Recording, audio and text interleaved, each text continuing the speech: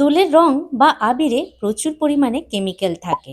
আর সেই রং বা আবির আমাদের চুলের ভিতর চলে গেলে আমাদের মাথার স্কাল্প থেকে চুল একদম ড্রাই, ড্যামেজ আর আনহেলদি হয়ে পড়ে। আর দোলে তো রং আবির খেলার পরে আমরা বুঝতেও পারি না স্কাল্পের কোথায় কোথায় আমাদের এই জাতীয় জিনিসগুলো লেগে থাকে। তাই বাড়িতেই ডিপ কন্ডিশনিং করে নেওয়া এই সময় খুবই দরকার। বাড়িতে আবার ডিপ কন্ডিশনিং কিভাবে করব? কতগুলো স্টেপ করে নেওয়ার পর আমাদের এই ড্রাই ড্যামেজ চুলটাকে আমরা হেলদি তৈরি করে রাখতে পারবো। আর শ্যাম্পু দিয়ে চুল ধোয়ার পরে কি দিয়ে চুলটা ধুলে আমাদের স্বাস্থ্যোজ্জ্বল চুল পাবো, সবটাই আলোচনা করব এই ভিডিওতে।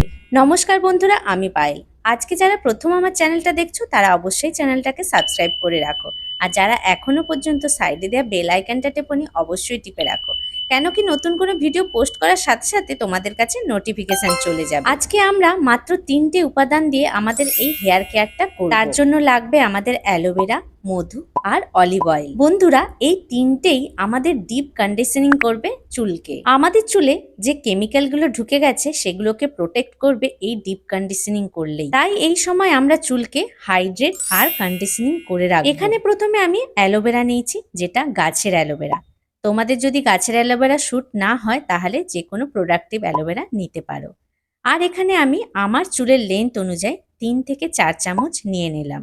তোমাদের যদি লম্বা চুল হয় তাহলে আরেকটু পরিমাণ নিয়ে নিও। এখানে আমি আঙুলের সাহায্যে অ্যালোভেরাটাকে চুড়ে নিচ্ছি, তবে এটা মিক্সিতে মিক্স করে নিলে খুবই ভালো হয়। তারপরে হাতের সাহায্যে একটু দলে নিচ্ছি এভাবে। বন্ধুরা, অ্যালোভেরাতে ভিটামিন এ, বি12, সি এবং ই থাকার জন্য চুলের ফলিকলকে হেলদি রাখে। এই ধরনের কেমিক্যালগুলো আমাদের স্কাল্পে যখন চলে যায় ভীষণ র্যাশও বেরায় স্কাল্পে আর চুলকোয়, সেগুলো থেকে রক্ষাও করে এই অ্যালোভেরা। এছাড়াও অ্যালোভেরা আমাদের চুলকে প্রচুর পরিমাণে হাইড্রেট করে রাখে, কেন কি এতে ময়েশ্চারাইজার আছে। তাই বাতাসের ময়েশ্চারাইজারকেও চুলে লক করে রাখে। আবার ইউভি রে থেকেও আমাদের চুলকে বাঁচায় আর চুলে জট হতে দেয় না, চুলকে একদম ঝরঝরে করে রাখে। এবার এখানে আমি জ্যাক কোম্পানির অলিভ অয়েল নিলাম আর সেটা 2 চামচ নিয়ে নিলাম। আর এখানে ডাবরের হানিটা নিলাম, সেটাও 2 চামচ নিয়ে নিলাম। 3টে উপাদানকে খুব ভালো করে মিক্স করে নেব। কেমিক্যালের ফলে আমাদের চুলে যে ড্যামেজটা হয়ে যায় সেখান থেকে অলিভ অয়েল প্রচুর পরিমাণে রক্ষা করে, কেন কি অলিভ অয়েলে ময়েশ্চারাইজার আছে, তাই চুলকে নরম করে রাখে। অলিভ অয়েলে ফ্যাটি অ্যাসিড এবং অ্যান্টিঅক্সিডেন্ট থাকার জন্য ফলিকল নারিশ করে। এছাড়াও অ্যান্টিব্যাকটেরিয়াল আর অ্যান্টি ইনফ্লেমেটরি থাকার জন্য আমাদের স্কাল্পে ইরিটেশন কমায়। অলিভ অয়েল আমাদের চুলকে প্রোটেক্ট করে এই ড্যামেজ হওয়া থেকে। অলিভ অয়েলও আমাদের চুলে ময়েশ্চারাইজার লক করে। প্রথমেই আমাদের মোটা দাঁড়ার একটা চিরুনি নিয়ে ভালো করে চুলটাকে আঁচড়ে নিতে হবে।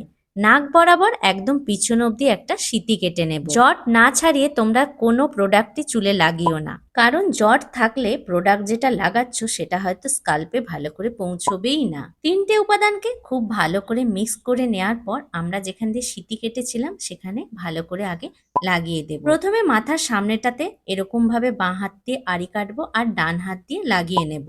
বন্ধুরা, মধু কিন্তু আমাদের প্রাকৃতিকভাবে কন্ডিশনিং করে চুলকে, চুলকে নরম রাখে, কোনোভাবেই জট লাগতে দেয় না আর চুলে উজ্জ্বলতাও আনে। আর মধুতে ভিটামিন, মিনারেল, অ্যামিনো অ্যাসিড ও অ্যান্টিঅক্সিডেন্ট থাকার জন্য চুলকে হেলদি রাখে। তাই জন্যই তো এই যে কেমিক্যালে চুলটা আমাদের ড্যামেজ হয়ে গেছে সেখান থেকে রক্ষা করবে এই মধু। বললাম না তোমাদেরকে প্রথমেই, আমাদের এই সময় চুলকে খুব হাইড্রেট করে রাখতে হবে, ময়েশ্চারাইজার করে রাখতে হবে।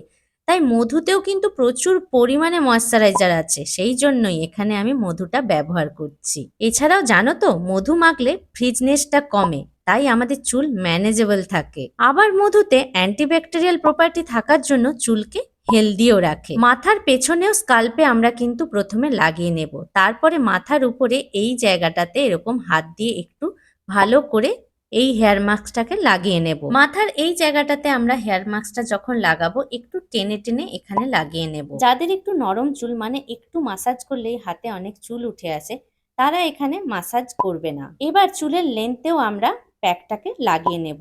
আর লাগানোর সময় এরকম টেনে টেনেই একটু লাগাবো, কেন কি সম্পূর্ণ উপাদানগুলি আমরা চুলের ভিতরেও প্রবেশ করাবো। এরপরে মাথার স্কাল্পে আমরা মাসাজ করে নেব।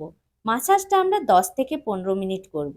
হ্যাঁ, এখানে আমি একটু বেশিক্ষণই মাসাজ করতে বলছি, কেন কি কেমিক্যালটা আমাদের স্কাল্পের ভিতরে প্রবেশ করে আছে, সেটাকে ভালো করে বের করে নিতে হবে। তাই একটু তোমরা বেশিক্ষণ মাসাজ করো। আমরা যখন মাসাজ করব, আঙুলের সাহায্যে হাতকে ঘুরিয়ে ঘুরিয়ে পুরো স্কাল্পে মাসাজটা করব। আর মাসাজের সাহায্যে স্কাল্পের ভিতরে আমরা এই উপাদানগুলোকে প্রবেশ করাবো। বন্ধুরা, তোমরা কিন্তু এই হেয়ার ট্রিটমেন্টটা বাড়িতে অবশ্যই করো, কেন কি রং বা আবির খেলার পরে সত্যিই আমাদের চুল অনেক ড্যামেজ হয়ে যায়। চুলকে আমরা উপর থেকে অতটা বুঝতে পারি না, কিন্তু আমাদের স্কাল্প অনেকটাই ক্ষতিগ্রস্ত হয়ে পড়ে।